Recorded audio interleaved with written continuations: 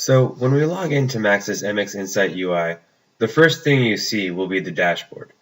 This dashboard shows real-time cluster-level statistics. Now, keep in mind, this UI and all the functionality that we'll walk through today is exactly the same whether you deploy Maxta in an OpenStack, KVM, or VMware environment. We'll come back to Max's advanced historical and real-time statistics later. But to get started, let's hop into a demo of what we spent most of our time talking about. The application optimizations that can be made through a few simple clicks of Maxta's VM creation wizard. One thing to keep in mind here is that you can create VMs either through Maxta's MX Insight UI or through the hypervisor's UI or APIs as you've been doing up until now. The only difference is that when you create a VM through Maxta's UI, you can set all of the policies on creation of the VM. Whereas if you create through the hypervisor directly, you would just need to modify those policies after creating the VM. To start with, you'll see a lot of the same fields that are filled in when you create a VM through the vSphere web client. So we'll go ahead, we'll provide a VM name, a guest OS type, some information on CPU and memory resources. Then we'll go ahead, we'll select a host on which the VM's compute resources will reside.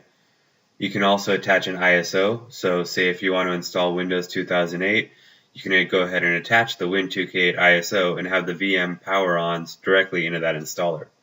You can also specify any network connectivity. Now we get into some of the more interesting stuff that Maxta's storage platform is going to provide for you in order to have an optimal configuration for each VM and even vDisk within your environment. The first parameter that's available to you is number of replicas. By default, Maxta creates 2 copies of your data across the cluster.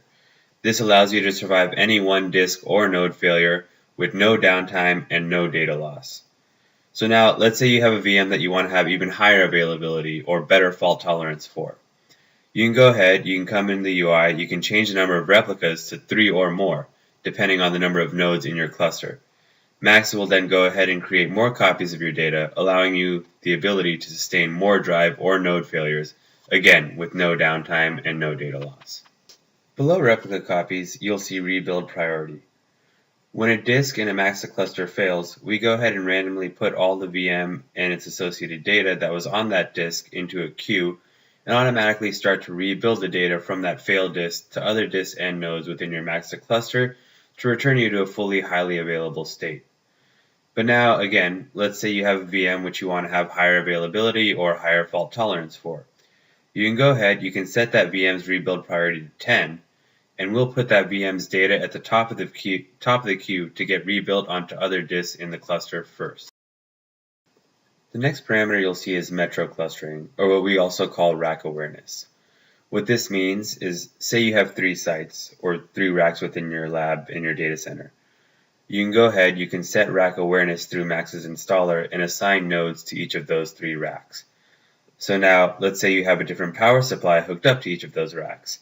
With rack awareness or metro clustering enabled, Maxta will go ahead and place one full copy of a VM's data on site 1 and another full copy of that data on either site 2 or site 3. This way, if the power supply to site 1 fails, you'll have no downtime and no data loss because there would be a full copy of data available on the other racks in your data center. Maxta will simply redirect the I/O path to this healthy, active copy of data. By default, Maxta stripes data across as many nodes and disks in your cluster as possible. This gives you the performance benefit of all the disks and all the nodes in your cluster, and also provides better data distribution as you scale your environment. However, we also recognize that there may be certain situations where you'd want to have a form of data locality. If you go ahead and you uncheck this box for striping, Maxta will use what we call vertical striping, meaning that instead of striping data across multiple nodes, we'll actually write one full copy of a VM's data to one node and stripe it across the disk within that node, and then of course we'll also write another copy of data to another node in the cluster for HA purposes. But now, when you're reading data from that VM, its storage and compute resources will reside on the same node, providing for better performance under certain workload characteristics. As you can see already, there's a lot of flexibility built into the Maxta storage platform when it comes to data layout within your cluster. One other feature we have for data layout is called Node Affinity. Node Affinity allows you to select a group of nodes that you want to restrict a VM's data placement to. So let's say you have a 10-node cluster and 3 of those nodes are high-performing nodes with maybe NVMe SSDs and 15K RPM HDDs, while the rest are just standard nodes with SATA SSDs and 7.2K RPM HDDs. What you can do with node affinity is go ahead and select the high-performing nodes, say nodes 1, 5, and 8 in the node affinity group screen here, and Maxta will restrict the placement of that VM's data to the nodes you have selected, thereby giving you some level of performance isolation within your Maxta data store. On the next screen here, let's take a look at a few of the virtual disk level policies you can set when creating VMs on the Maxta data store. Now, what you'll see here is that you can add multiple vDisks to your VM and configure unique sets of policies for each of those disks. You can configure the size, so say 40 gigs for the boot disk. You can also go ahead and set parameters like page size, which is going to allow you to align your storage block size with the page size of the application. So, say you're deploying a VM from Microsoft Exchange, which typically runs at a 32K page size. You can go ahead and set the page size of that vDisk to be aligned with the application at a 32K block size. Similarly, if you're deploying another vDisk for a database, you can go ahead and set that to an 8K page size to align with the DB. You can also specify the SCSI controller type for your vDisk. Two other parameters you can configure are read cache and compression. So let's say you're using this vDisk to store media files or encrypted data, both of which really aren't going to be all that compressible. You can go ahead and you can disable compression for that particular vDisk, which would thereby free up CPU cycles for the rest of your cluster rather than being used to try to compress uncompressible data. Similarly for read cache, if you have a vDisk which has data that will be accessed frequently but doesn't require high performance, go ahead and uncheck the read cache box. This will free up space on the SSD's read cache for other VMs which require higher performance to consume that space on the SSD. And so now, after we've set all of our policies to create our VM's optimal configuration, we'll click Submit.